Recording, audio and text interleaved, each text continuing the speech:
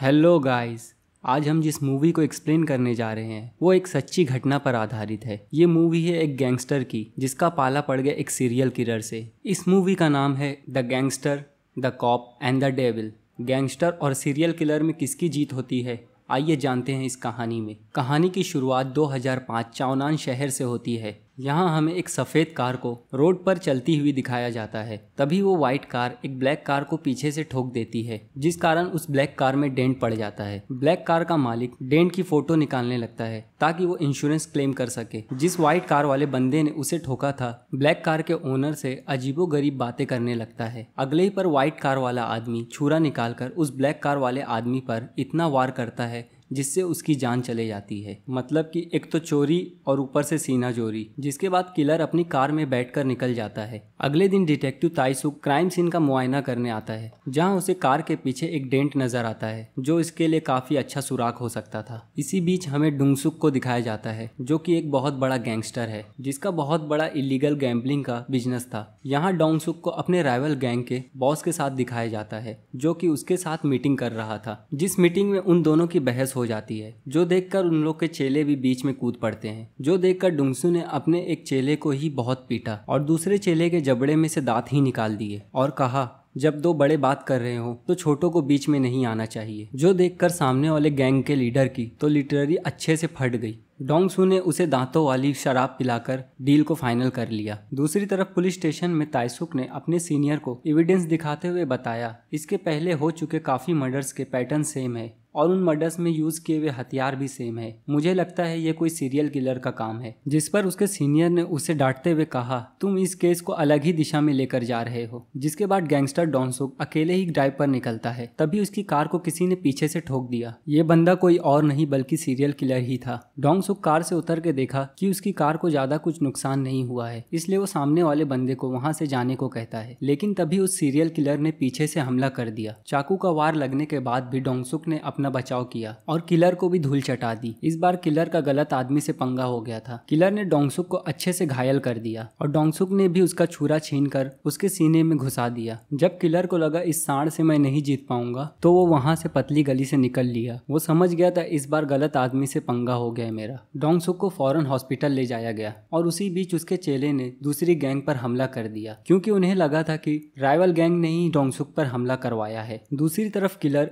अपना खून रोकने के लिए घाव पर स्टेपलर लगाता है। साला ये किलर सच में पागल है। वो अपनी कार बीच रास्ते में छोड़ दिया और कपड़े लेने के लिए एक आदमी का मर्डर करके उसके कपड़े ले लिए। अगले दिन गैंगस्टर को होश आ जाता है और वो अपने आदमी को बताता है, जिस आदमी ने मुझ पर हमला किया वो दूसरी गैंग का बंदा नहीं था, वो कोई और ही था। वो अपने चेले को उस कार की डिटेल बताता है और कहता है कि उसे जल्द से जल्द मेरे सामने हाजिर करो। तभी डिटेक्टिव ताइसुक भी वहाँ पहुँच जाता है। गैंगस्टर पुलिस के लफड़े में नहीं पड़ना चाहता था, इसलिए वो पुलिस को रिपोर्ट नहीं करता है। जाते वक्त डिटेक्टिव गैंगस्टर की कार पे डेंट देखता है, जो कि पिछले हुए मर्डर के जैसा ही सेम था। डोंगसुक किलर का स्केच बनवाता है, जो कि किलर की शक्ल से हूबहू मैच हो जाता है। गैंगस्टर साला डिटेक्टिव से कम नहीं है, हमें तो सुबह मिले हुए इंसान की भी शक्ल याद नहीं रहती। डोंगसुक अपने बंदों को स्केच देकर उसकी तलाश में लगा देता है। वो उसे पुलिस के हत्थे चढ़ने से पहले पकड़ना चाहता था। इसी बीच किलर अपना अगला शिकार करता है और उसकी ट्रक भी ले लेता है। ट्रक में एक और बंदा बैठा होता है, जिससे हाथापाई में किलर का छुरा वहीं गिर जाता है। कुछ दिनों बाद डिटेक्टिव गैंगस्टर के इलीगल धंधों पर रेड पड़वा देता है, जिस कारण उसकी बात गैंगस्टर बॉस से हो पाती है। ताइसुक उसे बताता है हमलावर एक सीरियल किलर था और डोंगसुक को भी यही लगता है, नहीं तो कोई भी एक आम इंसान सांड जैसे गैंगस्टर पे हाथ डालने की कोशिश कैसे कर सकता है। इस हमले की वजह से गैंगस्टर की दुनिया में ताइसुक का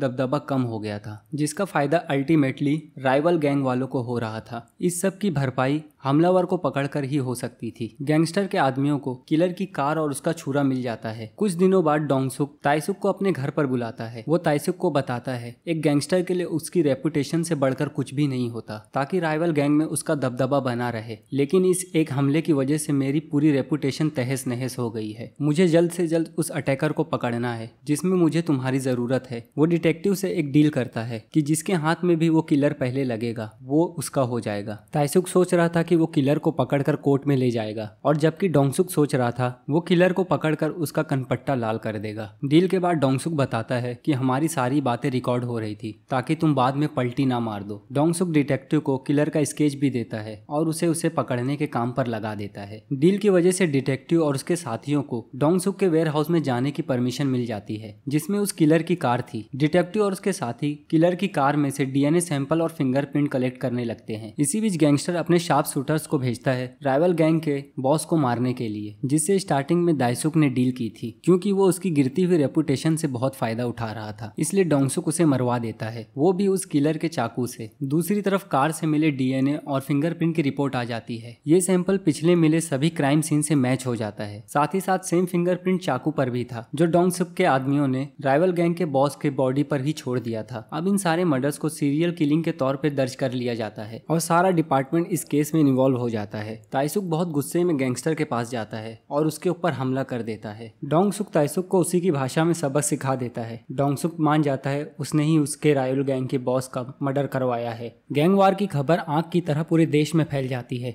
सीरियल किलर ये सारी न्यूज टीवी पर देख रहा होता है जहां उसे पता चलता है गैंगस्टर के मर्डर का इल्जाम भी उसके सर पर मढ़ दिया गया है, जो सुनकर वो आग बबूला हो जाता है। जिसके बाद वो गैंगस्टर के फ्यूनरल पे जाता है और वहाँ गैंगस्टर के चेले को लेटर देता है जिसमें लिखा हुआ था तुम्हारे बॉस का मर्डर मेरी चाकू से हुआ है, लेकिन इस मर्डर में मेरा कोई हाथ नहीं है। उसी दिन किलर ने एक और बंदे का मर्डर कर दिया। डिटेक्टिव ताइसुक और डोंगसुक एविडेंस की तलाश में किलर की कार की जांच कर रहे होते हैं जहां उन्हें स्टीयरिंग व्हील पर एक फिंगरप्रिंट मिलता है। उसी बीच ऑपोजिशन गैंग के लोग वहां आ जाते हैं और यहाँ होती है भयंकर लड़ाई जिसमें डोंगसुक और ताइसुक सामने वाले बंदे को धाराशाही कर देते हैं। उसके बाद शियोजिन ताइसुक को स्टीयरिंग व्हील से मिले फिंगरप्रिंट की रिपोर्ट देती है। जिस बंदे का फिंगरप्रिंट था उस बंदे की मिसिंग रिपोर्ट पहले ही दर्ज थी। ताइसुक उस बंदे के घर पर जाता है जहां बहुत सारे हरे टैंक रखे हुए थे और भी बहुत सारी अजीबो गरीब चीजें रखी हुई थी जिसमें शैतानी किताबें और डार्क मैजिक प्रैक्टिस की सामग्री। उसे वहां पर काफी सारी दवाइयां भी मिलती है और सस्पेक्ट की फोटो भी मिलती है। मिली हुई फोटो डोंगसुक के स्केच से मैच थी। वो फौरन ऑफिस जाता है और उस बंदे की सारी जानकारी निकालने के लिए कहता है। दूसरी तरफ गैंगस्टर मीटिंग में था जहां एक बंदा उसका मजाक उड़ा रहा था, जो देखकर डोंगसुक हंसता है और उसके बाद उसे इतना चमाट मारता है जिससे उसके वहीं प्राण पखेरु हो जाते हैं। तभी ताइसुक उसे किलर का वॉइस मैसेज भेजता है। मैसेज सुनकर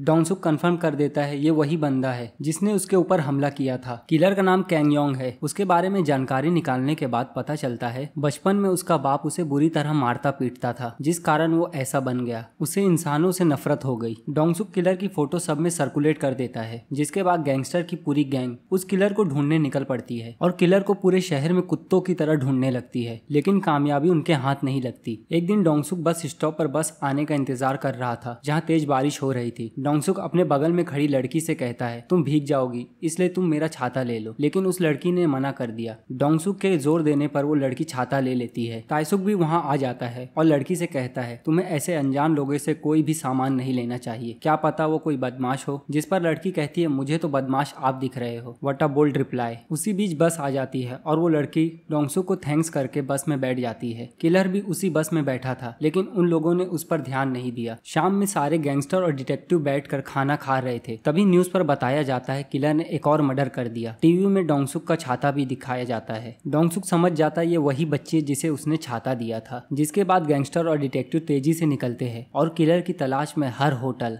हर सड़क, हर कोना छान मारते हैं। लास्ट में उन्हें इन्फॉर्मेशन मिलती है कि वो किलर किसी मोटल में रुका हुआ है, जिसका ओनर भी कंफर्म कर देता है ये बंदा यहीं रुका है, लेकिन वो अभी यहाँ पर नहीं है। वो सब लोग भूखे शेर की तरह उसकी ताक में बैठे रहते हैं और किलर के आने का इंतजार करने लगते हैं। किलर देर रात आता है। वो वहाँ की खामोशी को भांप लेता है कि जरूर यहाँ पर कोई ना कोई खतरा है, इसलिए वो गाड़ी को फुल स्पीड में करके वहाँ से भाग जाता है। पुलिस वाले और गैंगस्टर उसके पीछे लग जाते हैं और काफी देर काफी खतरनाक चेस के बाद तीनों की कार आपस में टकरा जाती है। किलर अपनी कार से निकलकर भागने लगता है। वो लोग भी उसके पीछे भागते हैं। किलर को पकड़ने के चक्कर में तीनों अलग अलग हो जाते हैं। इसी बात का फायदा उठाकर किलर गैंगस्टर के असिस्टेंट को मार डालता है। डोंगसुक अपने असिस्टेंट के पास पहुंचता है। मरने से पहले उसका असिस्टेंट उसे बताता है कि किलर किस तरफ भागा है। डोंगसुक खून के धब्बों का पीछा करते हुए एक बार में पहुंचता है जहाँ उसे दो लड़कियां डरे सहमे हुए सॉन्ग परफॉर्म करते हुए दिखाई पड़ती है। वो समझ जाता है किलर अंदर ही है। दूसरी ओर किलर भी अंदर उसका इंतजार कर रहा होता है। डोंगसुक दरवाजा तोड़कर दरवाजे अंदाजे से ही उसे इतना मारता है कि वो अधमरा हो जाता है, जिसके बाद वो उसे घसीटता हुआ ले जाता है। ताइसुक उसे रोकने की कोशिश करता है, लेकिन गैंगस्टर उसे इग्नोर करके किलर को अपने साथ ले जाता है। ताइसुक समझ जाता है अब उसके हाथ कुछ नहीं लगने वाला, गैंगस्टर किलर को जिंदा नहीं छोड़ेगा। डैंगसुक किलर को अपने वेयर हाउस ले जाता है और उसकी अच्छे से सुताई करता है, लेकिन वो किलर डरने के बजाय हंस रहा होता है, जो देखकर डोंगसुक को बहुत गुस्सा आता है। इसलिए वो उसके टुकड़े करने के लिए एक बड़ी सी चाकू लाता है। वो किलर को मारने वाला ही था तभी ताइसुक वहां पहुंच जाता है और अपनी कार से डोंगसुक को ठोक देता है, जिसकी वजह से डोंगसुक बेहोश हो जाता है और ताइसुक किलर को पुलिस स्टेशन ले जाता है। यहाँ सभी लोग किलर को देखकर शॉक रह जाते हैं। अगले दिन पुलिस डिपार्टमेंट डोंगसुक के इलीगल धंधों पर रेड मारती है। दूसरी तरफ ताइसुक पुलिस कस्टडी में किलर से पूछताछ कर रहा था, जिस दौरान किलर एकदम शांत रहता है, जो देखकर ताइसुक को बहुत गुस्सा आता है और वो किलर की पिटाई करने लगता है, क्योंकि उसके पास किलर के खिलाफ कोई भी पुख्ता सबूत नहीं थे। किलर ने केमिकल की मदद से पहले ही अपने फिंगरप्रिंट मिटा दिए थे ताकि उसके फिंगरप्रिंट मर्डर वेपन से मैच ना हो सके। वो पहले से ही सारी प्रोबेबिलिटी निकाल चुका था कि उसे बचने के लिए क्या क्या स्टेप लेना है, जिससे वो कोर्ट में निर्दोष साबित हो सके। कोर्ट में भी किलर यही कहता है, मैं एक सीधा साधा इंसान हूँ, पुलिस अपनी नाकामी छुपाने के लिए मुझे फंसा रही है और असली कातिल बाहर आजाद घूम रहा है। जज भी उसके आर्गुमेंट सुनने के बाद फैसला लेने में हिचकिचाने लगता है। सभी विक्टिम्स की फैमिली भी वहाँ बैठी थी। वो सारे लोग बहुत मायूस और गमज़दा थे। वो उनके फैमिली मेंबर्स के लिए इंसाफ चाहते थे। जिसके बाद प्रोसिक्यूटर एक गवाह को बुलाने की दरख्वास्त करता है। ये गवाह कोई और नहीं, हमारा गैंगस्टर डाइसुक है। फ्लैशबैक में हमें दिखाया जाता है ताइसुक मदद मांगने डाइसुक के पास गया था। वो डोंगसुक से कहता है अगर हमें किलर से बदला लेना है तो हमें कानून का सहारा लेना होगा। वो डोंगसुक को एक रिकॉर्डिंग भी सुनाता है जिसमें डोंगसुक ने कॉन्फेस किया था उसने ही राइवल गैंग के बॉस को मरवाया है, जो सुनने के बाद डाइसुक के पास डिटेक्टिव की बात मानने के अलावा कोई चारा नहीं था। डोंगसुक कोर्ट में अपनी गवाही देता है कि कैंग ने ही उस पर चाकू से हमला किया था और उसे जान से मारने की कोशिश की थी। डिफेंस लॉयर ऑब्जेक्शन लेते हुए कहता है हम लोग किसी क्रिमिनल पर भरोसा नहीं कर सकते। डोंगसुक जिसके जवाब में कहता है अगर आपके घर वालों को मारता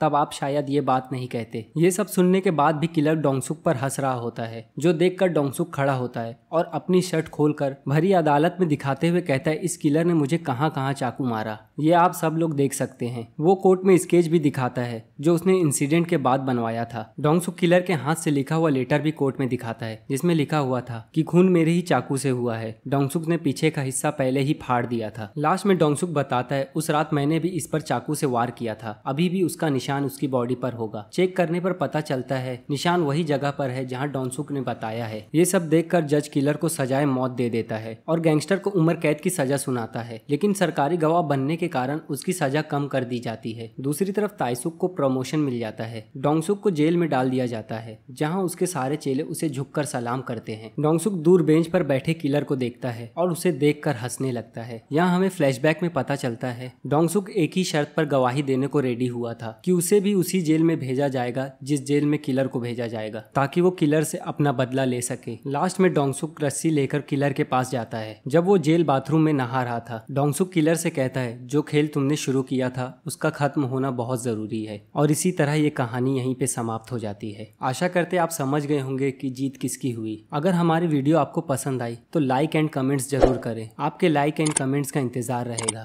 धन्यवाद।